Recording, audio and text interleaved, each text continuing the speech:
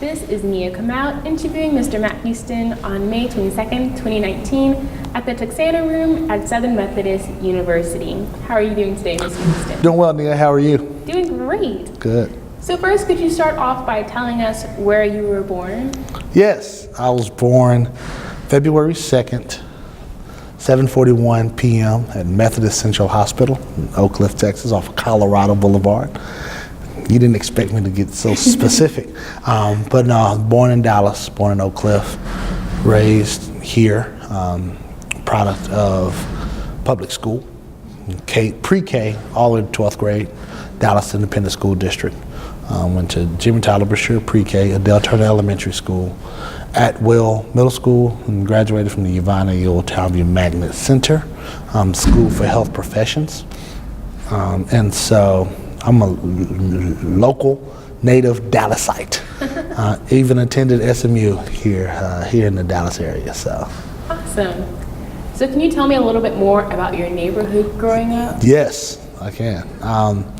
My neighborhood is predominantly African American, still is, actually. Middle class, working middle class neighborhood, about 98%, 95 to 98% African American. All of us grew up together in terms of the neighborhood kids and things of that nature. We played street football outside, and a lot of what I realize now, looking back, a lot of our families knew each other either through their profession. My mom was a retired teacher in the public school system. My dad was a banker turned entrepreneur turned advocate for small businesses. And so, we really made a deliberate push in our family to be engulfed in the community and really do what we can to illuminate and promote Black excellence in our society. And so that pride was instilled in me from a very young age. I'm the youngest of three, have an older brother and an older sister.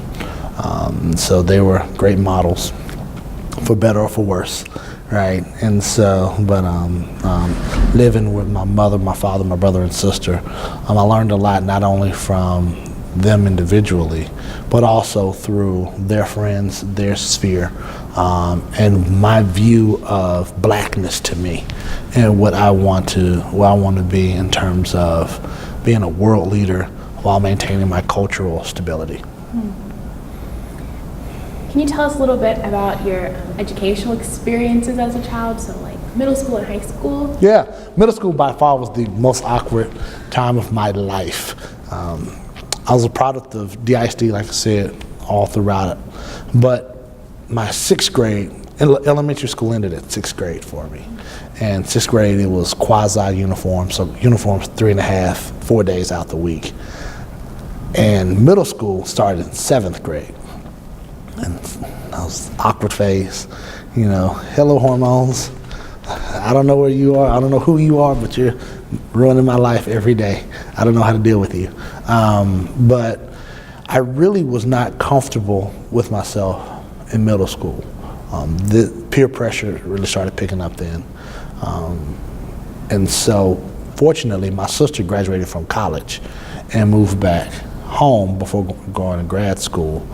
And she caught me between my 7th and 8th grade year and seeing the lack of fashion that I had. And so I attribute her to reviving and saving my middle school experience because understanding what K-Swiss shoes and polo shirts are kind of helped me cope a little bit better and socialize in middle school, whereas in 7th grade wasn't so much. I focused on music and I focused on academics, but I really wasn't motivated.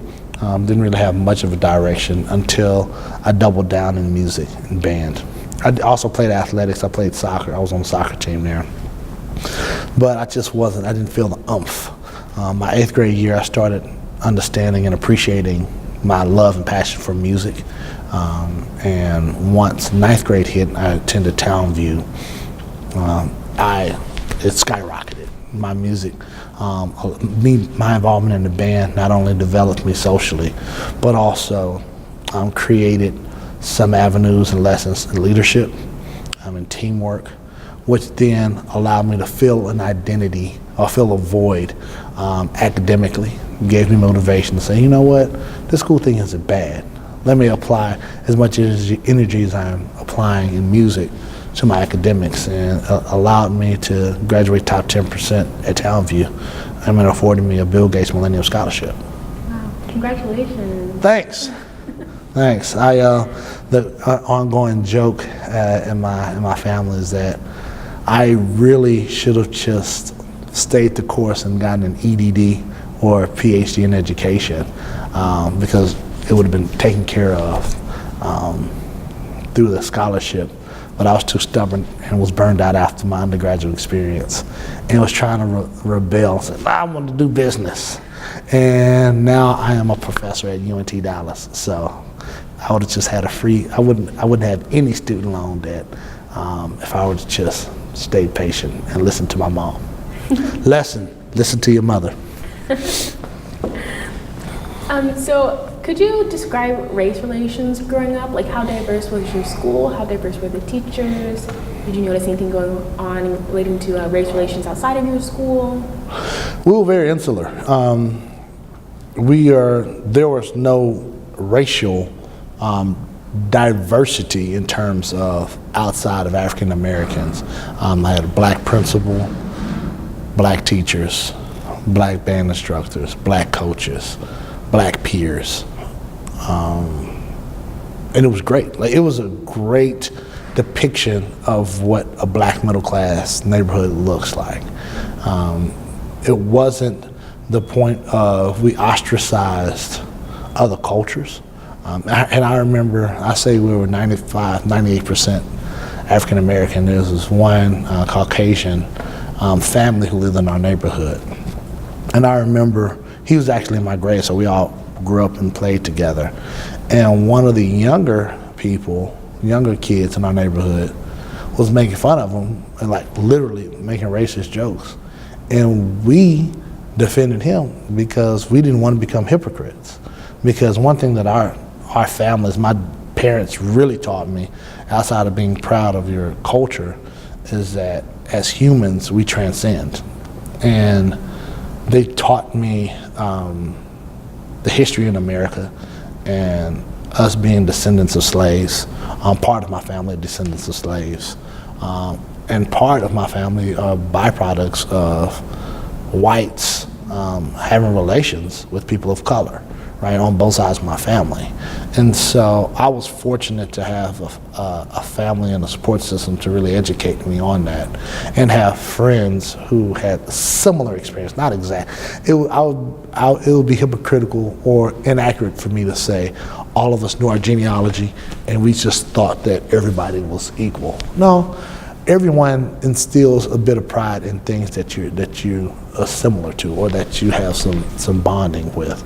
But we never took it to the extreme of either reverse discrimination or trying to use that to worsen another person's group. With that being said, I was so accustomed to seeing all types of facets of Black America in my lens, from pre-K to elementary school to middle school to high school. I had a different sense of what most of America view African Americans. I didn't realize how myopic people outside view black people, black men specifically. One, me being in music, people are like, you're not in athletics? I mean, well, I'm fine at it, but I love music too. I said, that doesn't even make sense. You should be playing football. Well, I could beat everybody on the football field, but I could beat everybody playing trumpet too. I chose trumpet. And so that was really a novel idea when I started doing competitions in high school and started to see other cultures, because high school was probably the first school that I saw racial diversity, going to Townview. And in that diversity, we weren't totally integrated because we had 6 separate schools in one building. My school was predominantly African American and Latinx. And so we had Caucasians who were at our school, but they were in one or two other schools in the facility, and we didn't really have as many classes. But that was my first experience saying, oh, okay, well, we're all kind of peers here, cohabitating and existing together. But college was when I really was engulfed in a predominantly white culture, which I hated initially. Just to be honest, it was too different for me, and I realized I didn't have a support group like I did growing up. So, what made you to even choose SMU? Yeah, that's a funny question. I did not want to go to this school. This was a choice. This was number 5 on my list, and it was really just to appease my parents, because it was a good school. It was local. I was accepted to all of my choices before that were in front, 1 through 4, but they were abroad. They were not close. The closest one was UNT Denton, which I thought that was too close as well. It was about 45, 50 minutes from my house. So being 20 minutes from my house was, a non-starter. But my senior year in high school, my father grew ill. A couple things happened. Starting the beginning of the semester, my first semester, senior year in high school, I was accepted into this program called Camp Enterprise. It was a program that took high school seniors from all over the district, who were like in the top 10%, to a campsite, a retreat center in Glen Rose, Texas. Ironically, where Mustang Corral is. So that was the first. Does Mustang Corral even exist? Do we know? It has existed up until this year. So they're taking Mustang Corral away for the next class. I was the last class to go through it. Yeah. So I was a corral leader. So anyway, foreshadowing. I attended SMU and was engaged. But my senior year in high school, I was a Camp Enterprise. It was really a networking place where seniors throughout the ISD matched up with executives in Dallas who volunteers in the ISD for enrichment purposes. And the guy who was my leader was an alum of SMU who was African American, and he looked cool. So he had a nice title. He was like VP of a bank, but I remember thinking he was wearing neon blue running shoes. I'm like, this does not look like a banker to me. He was wearing shorts, those ankleless socks, and running shoes. I'm like, this dude thinks he's cool. Like, who is this guy? And so he's actually he's on the board now at SMU. He's still a banker, and we built a relationship. And he invited me to lunch a couple times. It's just a network, and tell me a little about what he does. And then we realized that he knew my father. And in my mind, it was just, they just know each other. Because my dad was really involved in the community. Like I said, my dad was a banker before. Apparently, while my dad was a banker, they interacted when he was younger. And so I built a relationship with him. Also, my assistant band director was a recent alum of SMU. And during Fair Day, she asked, hey, Matt, I heard that SMU is one of your choices. Do you want to go on a tour on Fair Day on Friday? And I said, okay, it's whatever, that's fine. And I went to SMU with her, and she introduced me to Roger Jackson. At that point was just in recruiting people locally, students locally. And they gave me a tour. And I thought this was a pretty cool experience. Rod and I, we attended the same church. I didn't really know him, but we had some common bonds and things of that nature. And they really sold that SMU could be a valued place for me. Still number 5 on my list. So this is at the beginning of the year. As time progressed, I found out my father was growing ill. His health was failing. So I had some tough decisions to make. Did I want to go so far to where we didn't have the resources where I can come back home leisurely, or do I want to go to school locally? At the time I was accepted, I auditioned for the UNT jazz program. I was accepted into that program. I was really hardcore into music. Really wanted to be the next Roy Hargrove, the next jazz trumpet player coming out of Dallas. And I was taking my music, my craft very seriously. My father and my mom actually had different ideologies of my direction of where I should go. With my dad being a business-centered person and my mom being an educator who knows what I'm passionate about, I realized they had kind of conflicts in where direction I should take. Because if I was going to stay local, I was going to go to UNT to be in the jazz program, to be this musician, have dreads and be cool, right? And my dad said, no, I don't think that you should do that. And so you should try to find the best combination. Well, what I've learned is that my dad used his networks and people who was in my life to kind of influence me to go to SMU. So going back to the cool guy from Camp Enterprise, I found out that he wasn't a coworker of my father. My dad, he was actually his boss in the 70s, and Mr. Rideau was his name, Michael Rideau, was a college student at SMU and had his first summer internship at a bank under my father. And my dad was the first black banker he's ever seen. And so Mr. Rideau really did whatever he could to convince me to go to SMU. And it helped. So that was a really long story. I apologize for that. No, that was so fascinating. Yeah. I'd like to know, what were your expectations coming into SMU? Did you know that it was going to be a PWI? I think everyone knows in theory. I think everyone knows and can have an idea of, you know what, I've never experienced this before, but it can't be all that bad. It'll be all right, I can make it through this. And people always grossly underestimate emotions when you're living in the now, in that space, especially if you don't seek out a support system, that it could be overwhelming. So I knew it was a PWI. Another logical thing that I actually agree with my father on, as you heard, I was an artist and I was directionless at the time, so I really wasn't focused on books. I was talented but wasn't really focused. He knew I was a social creature.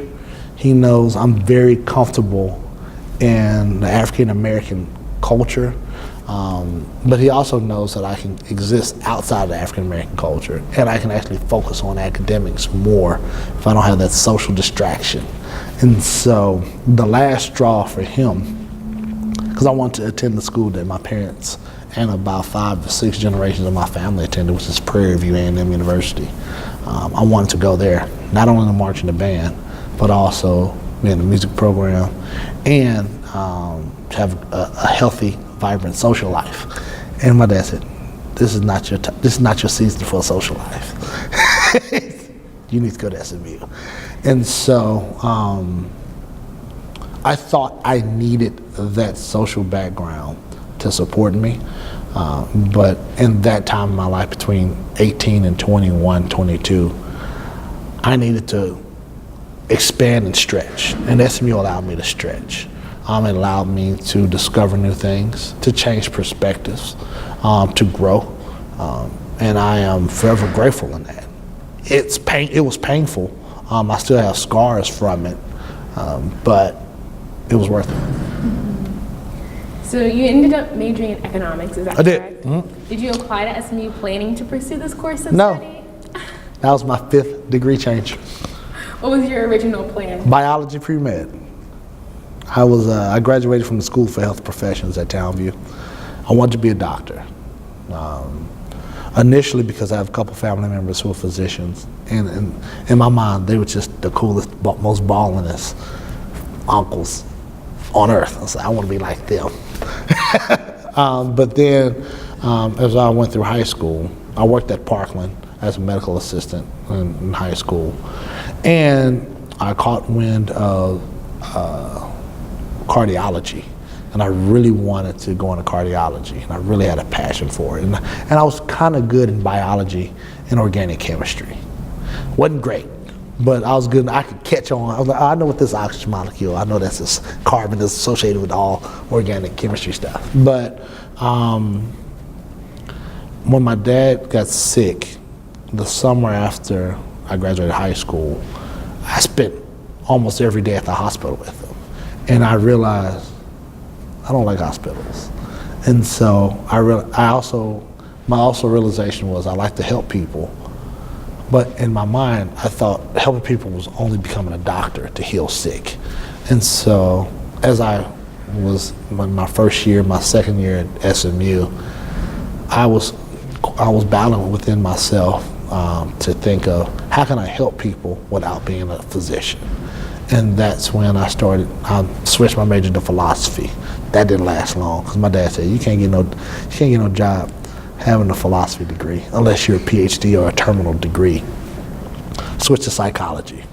I switched to marketing. And economics and finance was the best space for me because I knew I wanted to build businesses, and I know if I build ecosystems, that'll help people. So that was my journey, and I was thankful to still be able to graduate in 4 years. Wow.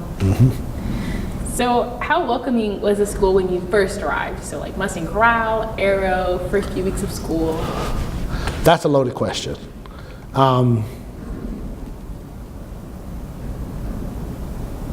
The framework of the welcoming framework was there without the people pushing and being genuine, in my opinion.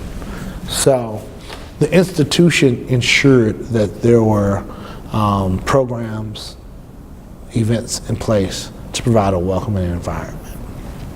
The first orientation I attended was the minority orientation, which by far was the most beneficial thing that happened in my life here at SMU, because I attended ARRO, and that's when I first met Jennifer Jones, JJ. She was in student activities then. And you could tell her now, the first thing I asked her, it was a July session. And it was a late session because I decided to attend SMU late in my career because I didn't know I had the Gates Scholarship yet. They let me know June 1st. And once I realized I can afford this school, I chose to go to SMU instead of UNT. But the first thing I asked her was, where are all the black people? Where's the culture here? And she first thought I was joking, and then she saw the seriousness in my face. Like, no, I am about to die here. This, in theory, I hear the inclusion things that you are placing there, but my eyes do not see it. Where is the cultural space for us?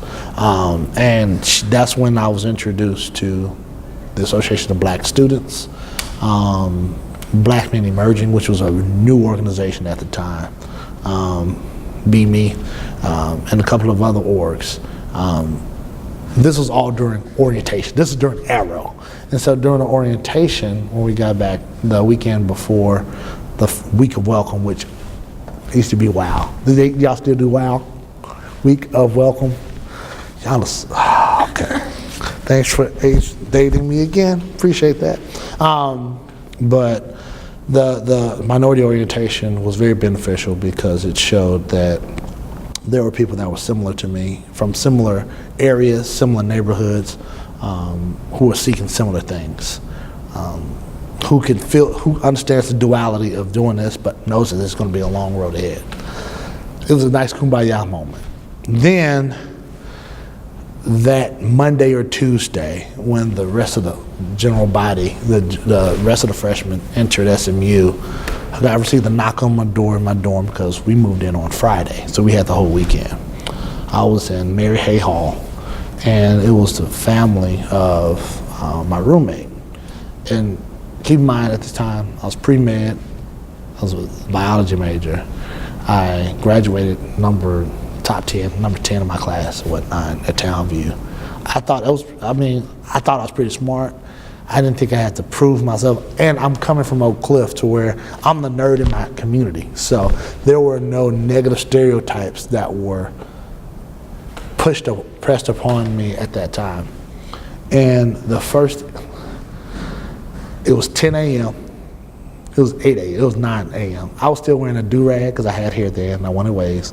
So I had a do-rag, cut-off shirt, basketball shorts, shoes. Typical morning outfit.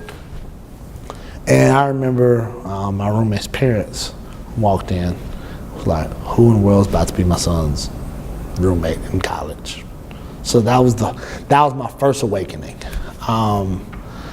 Secondly, my classes that I took my first year were not typical African American male classes. Me being pre-med, I was taking engineering, biology, engineering, science. I was taking a lot of the different track courses, and I was taking calculus. Now I've already taken calculus in high school, A, B, and BC, but I took it again here. One, because I wanted the easy A, selfishly, but two, it was that particular calculus course was a prerequisite for this biology track to go into med school, all that type of things. My professor literally thought for the whole class I was in the wrong class, the first day of class. And she pulled me aside and said, I don't know how to say this, but do you know if your tutor is going to be able to help you in these courses? And I looked and I didn't know what was going on. I said, I have a tutor here? This is off the chain. and so they said, aren't you in the athletic program? I said, no. And I could see her face turn red. And I said, I'll still take that tutor though. Like, I'll still take it. And so, but those are the things that people don't understand, the cultural, psychological effects, uphill battles that disenfranchised people have racially, right? And that was my first experience because I've had black everything growing up. Black principals, black bankers, my physicians are black, my eye doctor was black, my dentist is black, minister is black. Everything was black. And so it was that was the standard, and that was consistent. And whenever I saw someone think that because of your color of your skin, you're either inferior or you're not supposed to be there, it kind of hit me like a ton of bricks. So that first week was a wake-up call for me, and it was a disaster. And I hated it. I hated SMU for a semester. Went back to JJ, and JJ said, look, just hang strong, meet these people here in this multicultural affairs office. But I also want you to be a part of an organization called Program Council. No, I just want black stuff. I just want to do black stuff.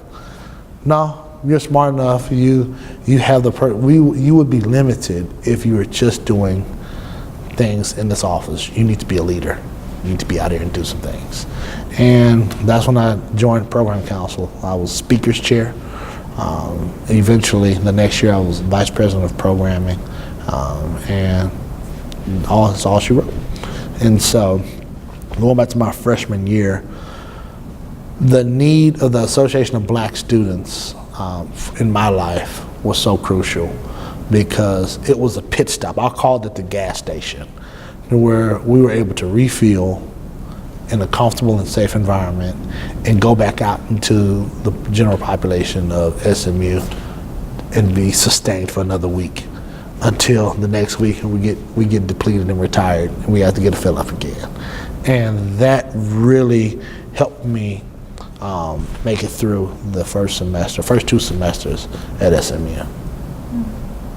So I want to touch on something that you mentioned earlier a little bit, and that is the fact that you got to move in early. Yeah. Was that because of the special minority orientation? Yes. Do you remember what that was called or anything like that? It's okay if you don't. I don't. Okay. It was 2 decades ago. Okay. Ouch, it's been 2 decades. Almost 2002. So how specifically do you think that orientation helped you? Was it a benefit to be able to move in early? Did you make a lot of really good connections with students? Yes, and yes. The first person who I met, who we're still friends to this day, I don't want to call her name because she didn't sign her life away, so I won't call her name. But I remember She was the tallest individual I've ever met. She was about 6'3", but she had glasses on. And we spotted each other because after the orientation, it was pretty much barren. Like, there was no one on campus yet. And so we were the only ones walking. And we literally, by the flagpole, I don't know if you know the Devon College flagpole, she was on Bishop, and I was coming from Dallas Hall. And I was like, stop at the flagpole, because I got to meet you. I don't know, I got to get some allies. What's going on? Like, there's another face that's familiar, but you are so tall. And I remember she, after that day, we forged a friendship. Like, it was her and about 4 other people, who became my roommate for two years, my sophomore and junior years. All of us just formed this clique, and we just became a family. And that was only able to happen if we had the bandwidth and time outside of class, outside of the other disciplines that we're in, because she was in the English department, so we wouldn't have had time to socialize like that. And that was an organic way to try to meet with people in a social setting, like grabbing pizza after our orientations and stuff, to know her background. And she grew up in a similar neighborhood in Houston that I grew up. We went to the similar high schools, the health professions high schools, in our respective schools. So things like that allowed us to have those discussions. And so that orientation meant the world to me as well. Okay. And what? I feel like I'm boring you. Am I boring you? No, this is fascinating. This is great. Thank you. This is also my therapist. I don't have to pay $450 to talk for an hour, so I appreciate you. So were you part of any other clubs besides Program Council and ABS and BME? Yes. Yes. Where to start?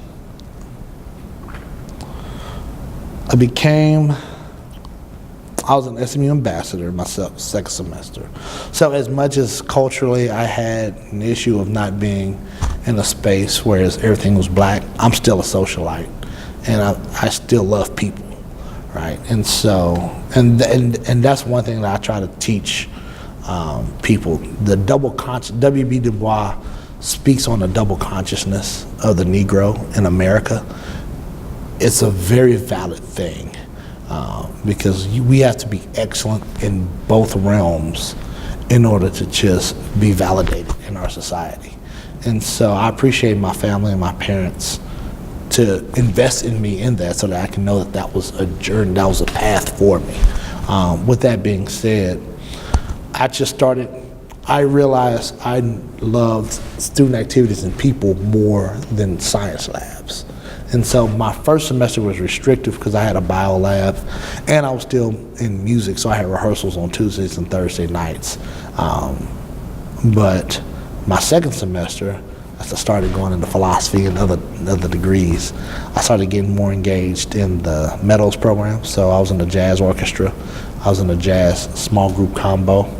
I was part of a lot of things happening in the fine arts community, because Mary Hay Hall and it was Mary Hay, Shuttles, Virginia Snyder, Shuttles, Peyton. Mary Hay and Peyton was the fine arts community, and we had a lot of events there. I was part of Relish, a residence of student life. Was part of Be Me, was part of ABS, we talked about that. We helped create an organization called Men with Integrity. This is an organization started by a young man who wanted to educate men on our positions and our actions of domestic violence and hold us accountable. So this was before the Me Too movement or all those type things. It was a group of guys who wanted to educate other men and say, hey, stop doing this. Like, this is not right. None of us are perfect, but we need to make sure that we are being mindful and understand all the consequences of every action, and our privilege that we have as stronger physical people, and not use that for your self-gratification. So we did that, and I just like starting organizations and stuff like that. So. Awesome. So what would you say was one of your most memorable experiences at SMU? Good or bad, memorable? I have three. I have a top five. I have a fab five. And I'll go in chronological order. Starting from the oldest to newest. My first semester sophomore year, I was leaving Clemens Hall. We had a math class. Leaving Clemens Hall, going to Hughes Trigg. I'm going over the bridge. My mic is messing up. Sorry. Do I need to repeat anything? You think it's good? Okay. So, earliest to most recent. I was leaving Clemens Hall, going to Hughes Trigg, probably getting some breakfast from Chick-fil-A or something like that. The biscuits were delicious. I gained my freshman 15 because of Chick-fil-A, by the way. And there was a protest. There was a bake sale. It was an affirmative action protest by the Young Conservatives of Texas that was selling cookies at different costs, different prices based on your ethnic and gender identity. And the whole point was to show how affirmative action is wrong and how the wrong elements are here at this school and are utilizing, abusing resources here while white men have to pay the full price for everything. And that literally, that was at 10:08. This was at 9:50 a.m. I remember this so vividly. One, because after my first semester, I made a decision to never have an 8 o'clock class again. So my earliest class started at 9. And this is a Monday, Wednesday, Friday because we got out at 9:50. Because I was walking, because I still wanted a biscuit because it closed at 10:30. Like that's how, tell you, this is all the musical in my head, by the way. But the affirmative action bake sale happened, and all I heard, I remember seeing it, and I was appalled, and then I started seeing some other African Americans come and see this, and started hearing some other murmurs that was a little bit more explicit than what I was thinking, and remembering this is about to be a racial disaster, because this is, Hughes Trigg at the time was also the place where all the athletes would meet up, particularly from 10 a.m. to about 1 before they had to go back to practice. And people started seeing this, and it was about to be crazy in there. I shouldn't say crazy, but it was about to be chaos. And so I helped shut it down. And it wasn't even because of a freedom of speech thing, but I learned through being active in student activities that there are certain places on campus for protests, freedom of speech things. This particular place was not for protests. This place was for fundraising and for selling merchandise. So they were camouflaging their protests with selling cookies. And we were able to have the dean of the students and the VP of Student Affairs shut down that protest fairly quickly before it escalated even more. Unfortunately, the Young Conservatives of Texas was a national organization that they've done this in several other campuses, and they have a national network. And they put my name and contact information in all the conservative outlets to where I was on Fox News, the Drudge Report. I started receiving death threats. Started receiving racial slurs, things of that nature, to the point that the school had to shut down my email account, and it was hectic. And so that was number one. That was a long story. I feel like that was too long. Sorry. Second story. That same month, later on, that was the beginning of September. That was the end of September, early October. I was interested in a fraternity, an organization, and I was going through the intake process. This was in November, and so throughout this process, my sophomore year, I was involved in underground hazing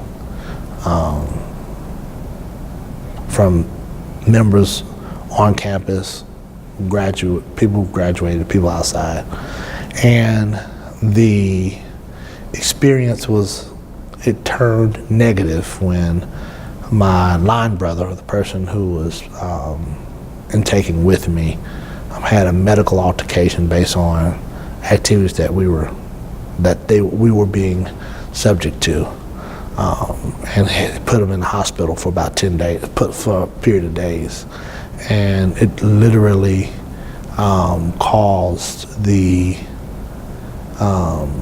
not only the expellment of the fraternity here, but it also crippled the African American community, which at the time, I was VP of ABS at the time, and I was doing a lot of stuff. I was VP of Program Council, and I was doing a lot of other things, trying to be a rising star. I put the M Award on my plans. Like my senior year, I'm gonna get that M Award, and this is the track I'm going to do it. And out of the significant things that happened here on campus, this was the most catastrophic, not because of the consequence that I had to face, where pretty much that semester was nil in terms of grades, academics.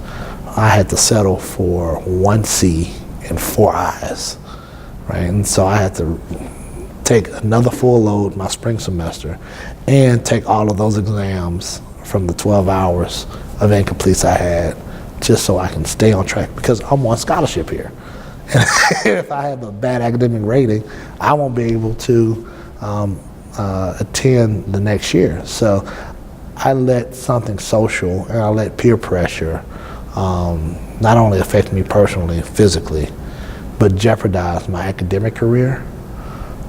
And I was a contributor to the tearing down of a network that I cared about so much in the African American culture and at SMU. And that was the hardest thing I had to deal with here on campus, because I disappointed a lot of people. I disappointed myself. But the support and love that I received from people helped me carry on through SMU. So that's number 2 thing. Number 3, becoming an ARRO leader. That was great. So I was an ARRO leader. That was actually before this, so I'm already out of order. That was between the year between my first year and my sophomore year.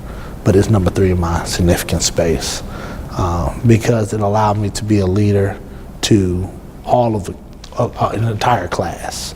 The entire class was, and it allowed me to validate me being on par with people who are culturally or ethnically not similar to me. So they started seeing, oh, I guess we are kind of the same based on what I'm seeing. This is not what I was taught in my boarding school or taught so-and-so, so-and-so.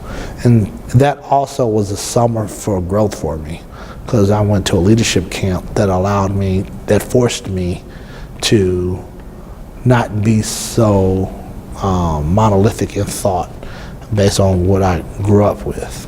With me being a heterosexual black male, I was raised to be homophobic, and that kind of broke that out of me and allowed me for me to grow individually, right?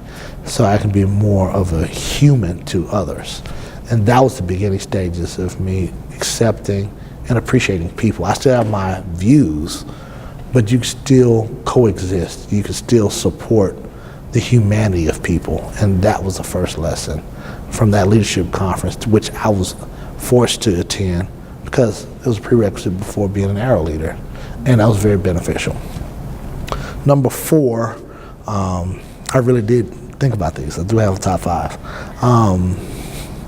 Number 4 was being a part of Mustang 11.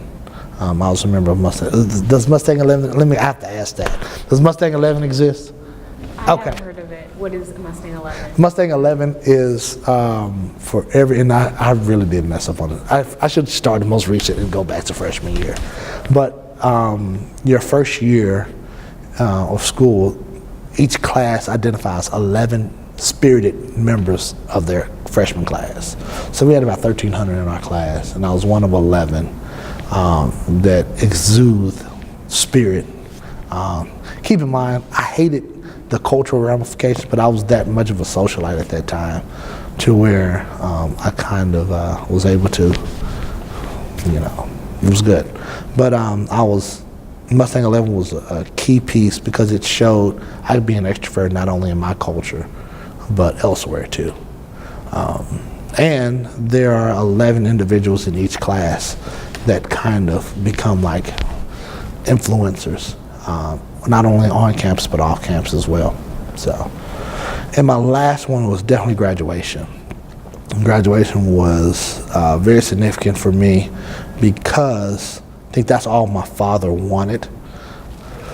My father wanted to both of my siblings have undergraduate degrees, and my brother was a double E, electrical engineering, and my sister received her MBA. So they had higher level degrees. Both of my parents had undergraduate degrees.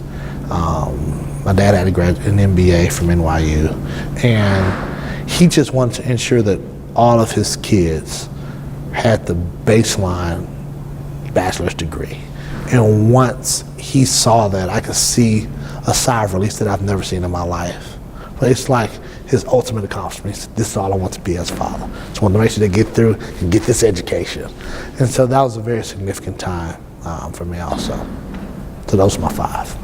Wow, that's so interesting. Thank you for sharing. No problem. So after your time at SMU, you got your MBA from TCU, is that correct? I did. You graduated from there in 2014? Yes. So what motivated you to pursue a graduate level education? So in 2006, in undergrad, I was burnt out of school.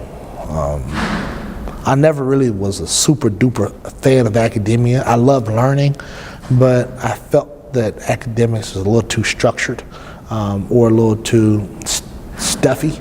I like more practice, more application. So I went into the workforce after graduation, helped start a tutoring company that was based here called Group Excellence, and did that for a while. And I hit a ceiling in terms of my skill sets and abilities and the ways I thought. And it was we were still successful. And I don't think people need grad school. But for me, I also want to be a thought leader in my community. And being a thought leader requires you to have some academic acumen. And I felt that I then realized I wanted to do things in economic development and leadership. I've already done the education piece, but I want to, for the rest of my life, I want to do economic development and I want to groom people. And so I tried to figure out tools and programs that will help me do that. And the MBA program at TCU was a great combination of that. So that was my choice of tooling up. And I'm actually seeking possibly a terminal degree. So, wow. Yay, school. So what was your transition to the professional world like after SMU?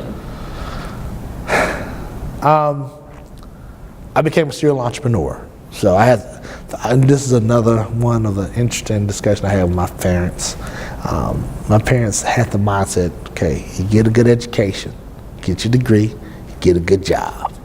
You get an SMU degree and you want to be in business. My dad is thanking God at this point, like, yes, he's taught business at SMU and he wants to stand out. So he'll get a good job, he'll make 6 figures. And I was offered a position in which I interned my senior year at an investment company. She's still my investment advisor to this day. I actually need to email her today. Shouts out to SMU alum for that. But they offered me a job. It was a decent paying job and with a lot of opportunities. But I felt passionate about tutoring kids. And I feel passionate about building a business that can impact people more than just asking people for money or getting them to invest in a certain business and things of that nature. And at that time, I wasn't ready to have a traditional 9-to-5 job. And so it was an opportunity for me to build not only a team, but build infrastructure, a business infrastructure to where I can be significant and I can be successful in tutoring kids. And I took that for a significant pay cut. My parents were kind of scratching their heads.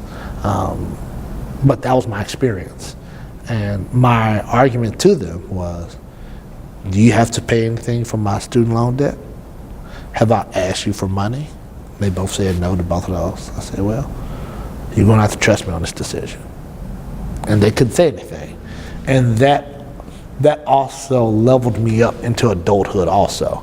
Because I've never been in a place where I had tangible things to argue with my parents. I always argued with my parents, but I had some tangible things that they really couldn't say much to refute, and that was very significant for me. And so that was my journey. It was a non-traditional employment journey, but I haven't looked back since.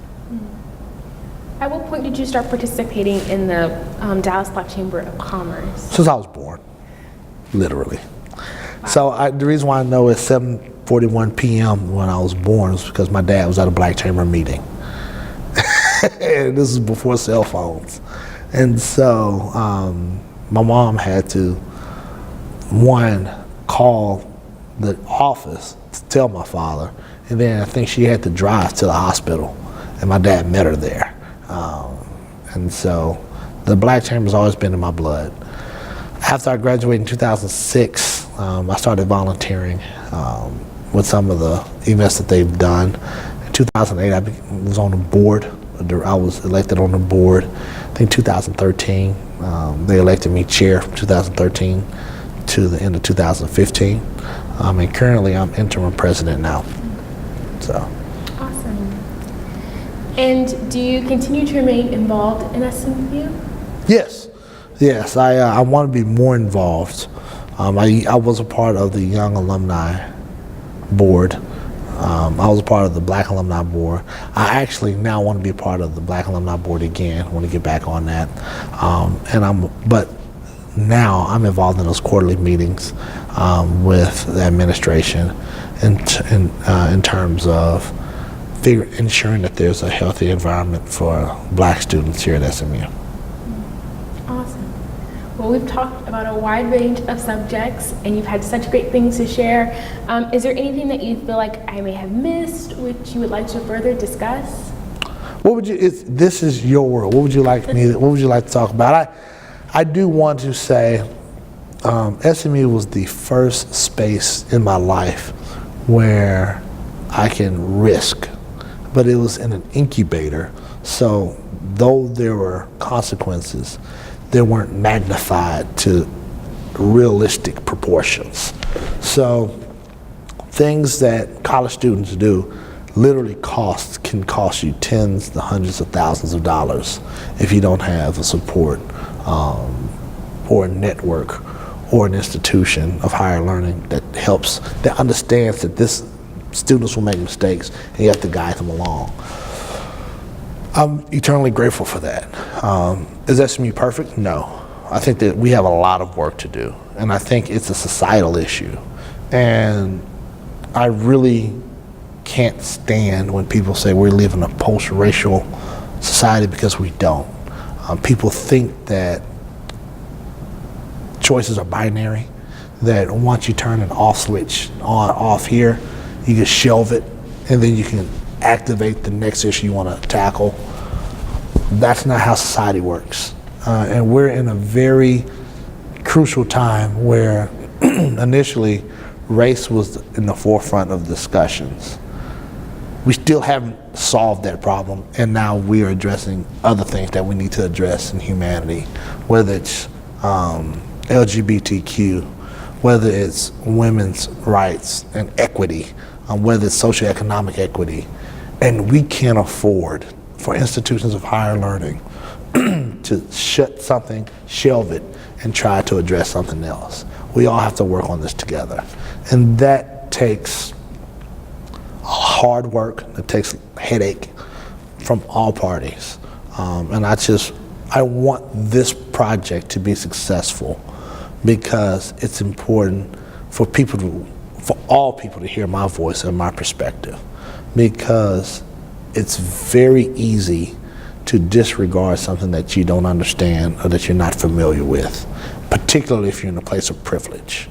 And I learned at SMU that there are a lot of privileges that I don't have. There's some that I also learned that there's some that I do have. And we need to understand our journey through life is to be able to create an equitable space for people who want to be great. Are there any words of wisdom that you would give to current minority students at SMU and incoming minority students at SMU? Definitely. One, don't be afraid. Don't be afraid to lose your culture, because if it's in you, you'll keep it. Don't be afraid to make a choice that's comfortable for you and your culture. If they don't accept you, if someone asks you to choose SMU or your culture, always stick with your culture, because they're not true to SMU anyway. With that being said, embrace your culture, understand your culture, but still learn and be open-minded to the positive aspects of other people's culture. Build relationships, build friendships. This time, I literally was on the phone on my drive here. I was talking to my roommate from my senior year, who I became best man at his wedding, who we're still close friends together, and we're stark different. He's short, I'm tall. He's white, I'm black. I'm progressive, he's conservative. Like, literally could be polar opposites, but he's one of my closest friends. And institutions like SMU allow me to have that. And I don't want to cheat students, current students, of that experience, because I've grown as an individual from that. Awesome. Right. Well, thank you so much for your time today, Mr. No problem.